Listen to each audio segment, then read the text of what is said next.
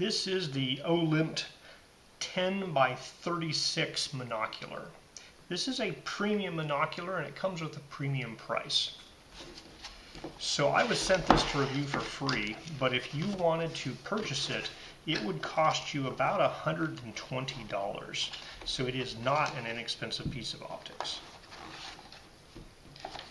Now I have reviewed a monocular from this same company in the past, which was significantly smaller, and it cost about $70. It was a 10 by 25, and my biggest complaint about that was it was so small it was a little bit uncomfortable to push up against my eye. So I'm hoping the slightly larger one here will be more comfortable on the eye.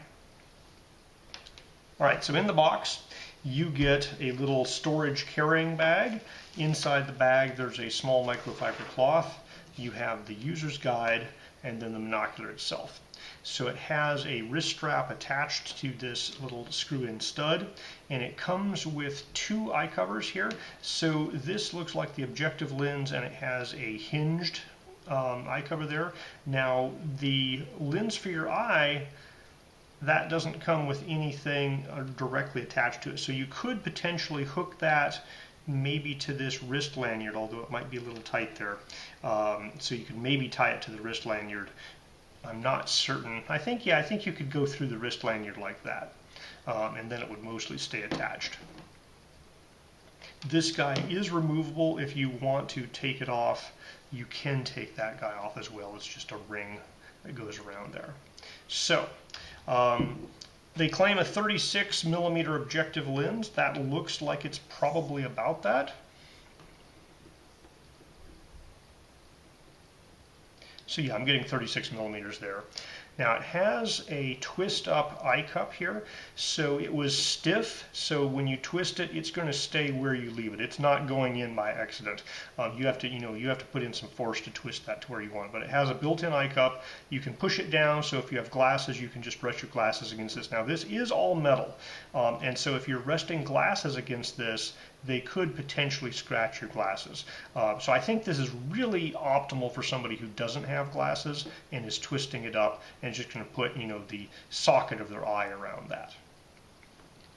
And it has the focus thing here, goes to infinity. It says it'll go down to 0.8 meters.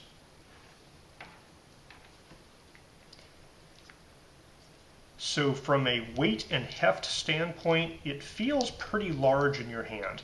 That 36 millimeter outside diameter of that lens, let's see what that equates to here, is basically 39.8, basically 40 millimeters outside diameter of this pipe.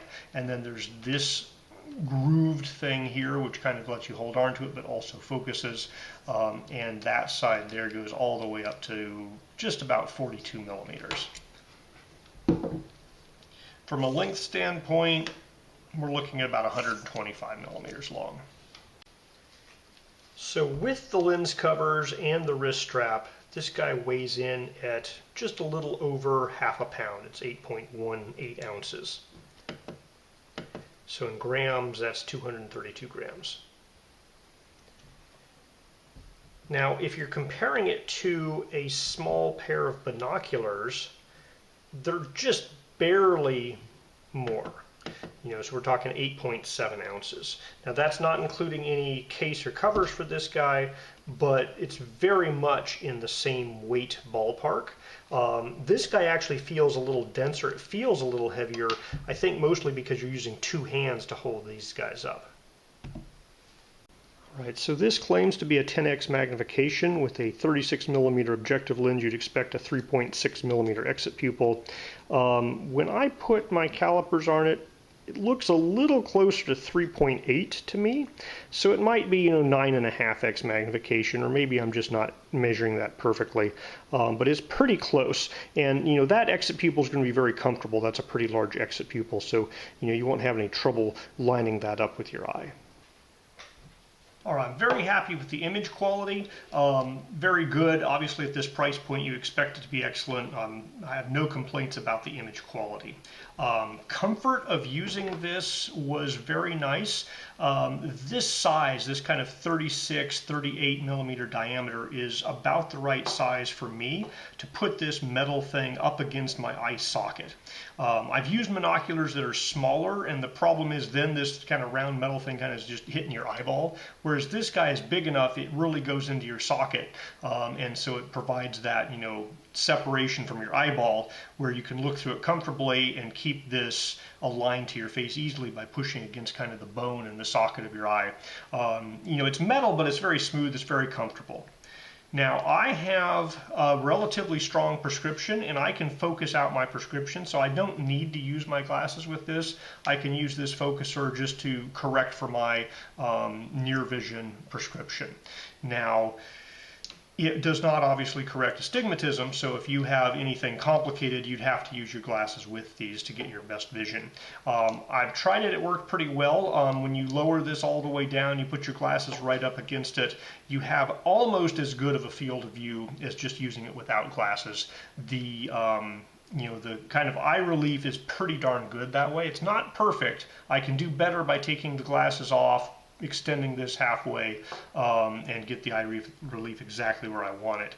But it definitely does work with glasses. Now, the only concern I have there is I'd be worried about this metal maybe scratching your glasses. I'm a little hesitant to put, you know, this metal ring. It's nice and smooth, it's soft, it's rounded, but it is a material that's potentially harder than maybe the coatings on your glasses. So I recommend using it without glasses, and if you just have a simple prescription that's just, you know, near vision or far vision, you can just adjust the focus here and basically adjust to your prescription so you don't need your glasses.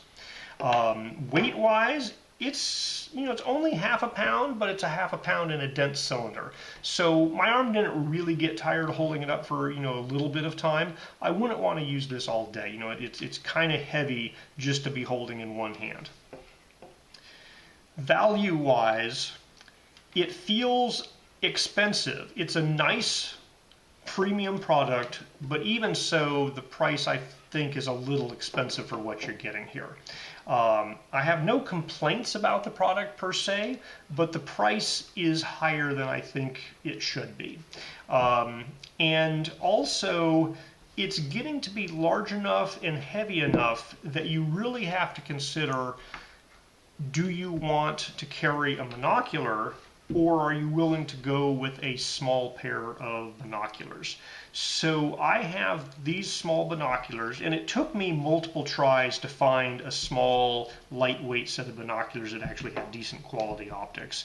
But this is the best small set of binoculars I've found. The eye cups fold down. I get good eye relief with my glasses right up against the rubber. I'm not worried about this rubber hurting my glasses. It's only a 26 millimeter objective, so you're obviously getting a lot more light through this objective lens here, but there's two of them, so you're getting light to both eyes, and the comfort of the binocular vision is really nice there. I personally just prefer binoculars to monoculars. So the only real advantage I see of the monocular is it's smaller and lighter, and, you know, a little bit easier to pack. So, you know, volume-wise, it's definitely less volume. Weight-wise, it's very similar. This guy's maybe an ounce more heavier, but, you know, it's also bigger. You're holding with both hands. It's easier to hold. So, also, this guy costs at least a third of what this is, maybe a quarter of what this is. And so if you get the right pair of small handheld binoculars, I personally find them a little more comfortable. The image quality is basically the same, but having it in both eyes means you're not squinting, and I just feel it more comfortable, especially for longer term viewing. Now, if you're optimizing for waterproof, completely sealed, small volume, and you're only really looking out of one eye just to check on things here and there, maybe a monocular is the right choice for you. But it's really nice, but it is really expensive too.